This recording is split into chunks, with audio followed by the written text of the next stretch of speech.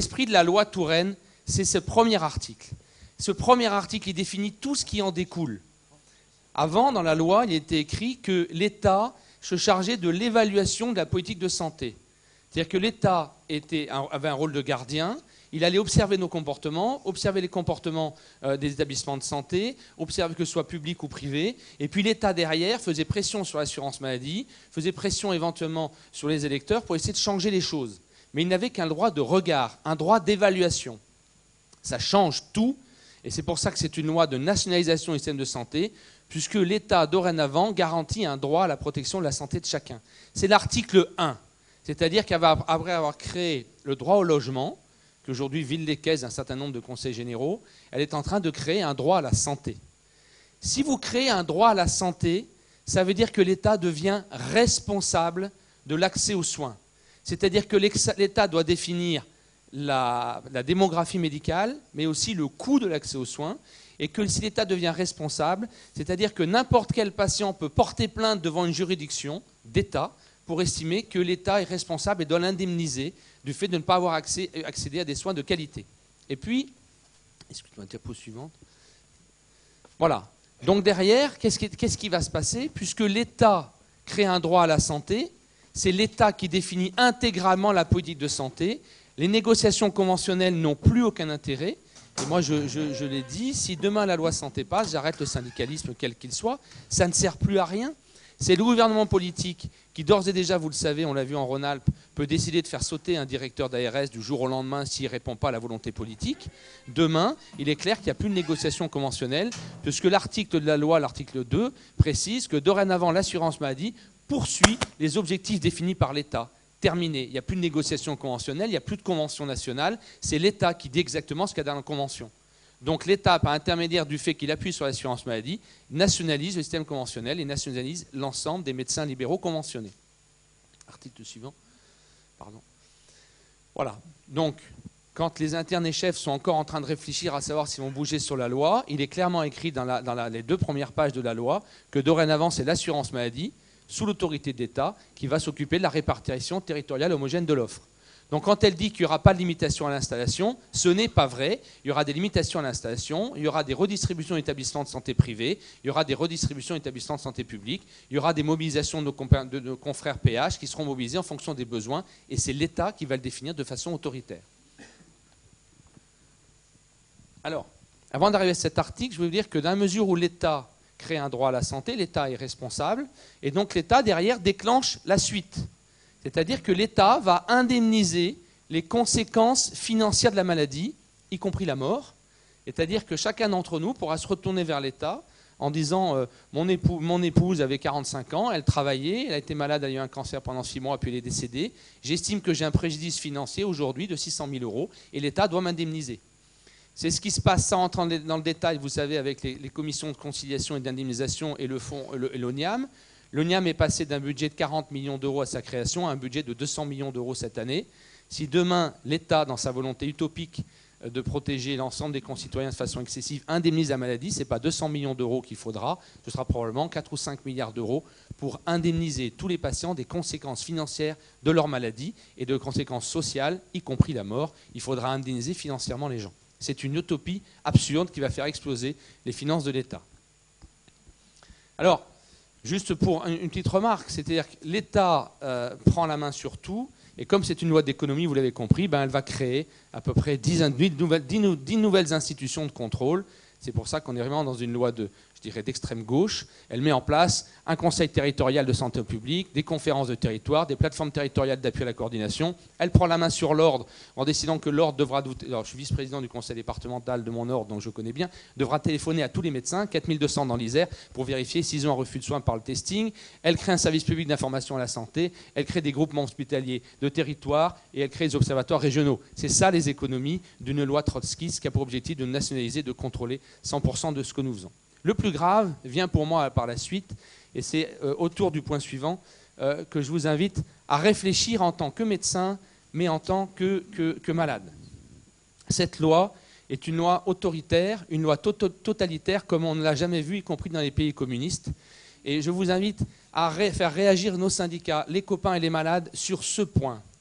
Elle crée une base médico-administrative nationale qui est un dossier médical partagé, mais plus que ça, qui est une banque de données sociales, y compris vos revenus, votre aide sociale, vos subventions, tout ce qui rentre, va rentrer dans une base médico-sociale nationale partagée, contrôlée par qui?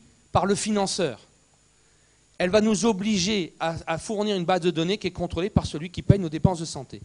Si là, il n'y a pas un conflit d'intérêts, je ne sais pas comment ça s'appelle. Le plus incroyable, c'est que le malade peut s'y opposer. Alors on me dit, ils ont pensé à tout. Si le malade peut s'y opposer, qu'est-ce que tu t'inquiètes sur le dossier médical et sur le secret médical? On va voir que le malade peut s'y opposer, mais s'il s'y oppose, il n'a plus accès aux soins. Parce qu'il y a un autre article qui va vous expliquer pourquoi. Et pour ceux d'entre vous qui siègent en RCP, vous savez que les réunions de concertation pluridisciplinaire en cancérologie, moi je présente des dossiers anonymes, on me dit c'est pas possible. Pourquoi? On ne peut pas le rentrer dans la base de RCP. Donc tu ne peux pas l'opérer. Oui, mais mon malade, il a le droit de garder son secret. Oui, mais nous, on ne peut pas t'autoriser à faire une néphrectomie. Si tu présentes un dossier anonyme, on ne peut pas le rentrer dans la base. Donc tu ne peux pas l'opérer. Mais pourtant, pour l'opérer, il faut que je le présente. Oui, mais présente-le. Et on ne peut pas l'enregistrer, tu ne peux pas l'opérer. C'est exactement la même logique. D'accord?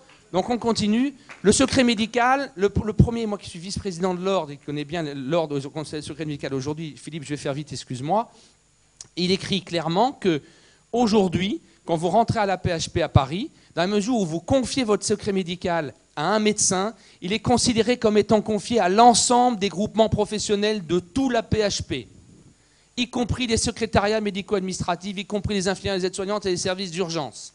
Première dérogation incroyable, un médecin qui vous confie votre intimité appartient à l'ensemble du groupe. Vous imaginez le... Enfin, bon, je passe, voilà. Alors on continue. Alors, deuxième dérogation, si vous n'êtes pas en état de répondre et de donner votre autorisation, alors, dans toute trouble de conscience, on peut d'emblée avoir accès à votre dossier médical. D'emblée. Aujourd'hui, la loi Kouchner, qui est une loi magnifique, prévoyait de demander à personne de confiance. Ce n'est plus nécessaire. On peut d'emblée avoir accès. J'aimerais savoir quelle est la base de données qui est verrouillée et protégée, mais à laquelle on peut avoir accès si vous n'êtes pas en état de répondre. Ça veut bien dire qu'il n'y a pas de système de verrou de sécurité. On continue. Ça, c'est l'ensemble de la base de données médico-administratives, dont vous allez voir qui la renseigne. Alors, en dehors de chaque médecin qui renseigne la base, il y a aussi tous les services issus des systèmes d'information hospitaliers. Donc, tous les hôpitaux, toutes les cliniques, tous les cabinets où vous allez passer renvoient des informations à la base médico-administrative. À l'intérieur, on aura toutes les données de l'assurance maladie, donc du RSI, de la MSA, toutes les cotisations, tous les montants, tous les volumes. On rajoute à ça les données des causes de décès. Je ne sais pas très bien ce que ça rajoute en plus par rapport au dossier médical. Vous avez aussi toutes les données médico-sociales, notamment les données de l'action sociale des familles, c'est-à-dire allocation familiale, allocation pour naissance, allocation logement. Toute la base de données des allocations est dans la base médico-administrative. Les données de remboursement par les complémentaires santé. Vous savez qu'aujourd'hui, on a lutté, il y avait l'UNCAM, qui est l'Union nationale des caisses d'assurance maladie avec qui on négocie. Aujourd'hui, on a l'UNOCAM, l'Union nationale des organismes complémentaires. Elle a accès, probablement indirectement ou directement, à la base de données, puisqu'elle remplira la base de données de toutes les données des contrats complémentaires. On continue. Et puis, derrière, voilà ce qu'on écrit dans la loi. Sur ce sujet-là, il y a 4 pages. Il est écrit clairement que l'accès aux données est réservé à des intermédiaires, et lisez jusqu'au bout, laboratoire de recherche ou bureau d'études publics ou privés. C'est-à-dire votre base médico-administrative nationale sera accès aux organismes publics et privés qui s'engageront uniquement à un engagement de conformité avec la CNIL. On sait ce que ça vaut un engagement de conformité avec la CNIL et la puissance des laboratoires privés au public qui a accès, en malaxant la base, à retrouver facilement les identités de tous. Et puis surtout, on crée un numéro d'identification nationale. C'est-à-dire que votre numéro de sécu aujourd'hui ne sera pas suffisant. On va créer un numéro d'identification nationale direct pour permettre des traitements dans l'intérêt des personnes concernées ou en cas de menace sanitaire grave. En cas de menace sanitaire grave comme la grippe, la base de données est accessible immédiatement. Vous n'avez pas votre mot à dire, la base de données est accessible. Et puis surtout, l'ensemble des salariés des caisses d'assurance maladie et de tout le réseau et de l'ARS, c'est écrit en bas, les agences de l'Agence régionale de santé ont accès aux données de santé à caractère personnel si elles en ont strictement nécessaire à l'accomplissement de leur mission. On ne vous demande pas votre avis, on a accès à votre dossier médical si le salarié de l'ARS estime qu'il en a besoin pour sa mission. Quelle est cette base de données qui est accessible à la simple volonté d'un salarié de l'ARS qui estime en avoir besoin? On continue. Et je termine, j'ai fini Philippe, excuse-moi. Voilà, le dernier point qui est important, c'est que ce numéro d'inscription nationale que vous pouvez refuser lors de la première consultation est indispensable à la facturation et la prise en charge de tous vos soins, y compris de l'aide des conditions prévues médico-sociales, allocations familiales, etc. Cette base de données, c'est Big Brother. C'est un parti de gauche, soi-disant parti des libertés et du reste, qui est en train de mettre en place une base trotskiste qui aura pour objectif de contrôler l'intégralité de notre intimité. Voilà, vous choisissez. Soit on réagit tous ensemble, on bouge, soit on accepte qu'on nous mette la tête dedans et que votre secret médical, plus le reste, soit asservi à un système politique. Tout ça ne peut se mettre en place qu'à une condition. C'est que le tiers payant soit la pierre angulaire du système. Si on a le tiers payant, on vous tient par les couilles et on vous fera faire exactement ce qu'on veut. Votre base de données médico-administratives de votre patientèle n'est pas assez remplie. Votre tiers payant, on va faire une retenue, c'est dans la loi. Vous avez plus télétransmis 70% des feuilles de soins. Vous savez qu'aujourd'hui, vous êtes censé payer une amende qui correspond à ce que vous payez en charge sociale, donc 20 000 € à peu près. L'amende n'est pas appliquée parce qu'on a un certain nombre de résistants à refuser de télétransmettre. Aujourd'hui, en télétransmettant, vous êtes collaborateur d'un système qui a besoin de la télétransmission pour demain mettre en place le tiers payant. Ce tiers payant, c'est la pierre angulaire du système. Si le tiers payant n'est pas mis en place, on pourra continuer à désobéir. Si le tiers payant est en place avec un seul payeur, vous ne pourrez plus désobéir.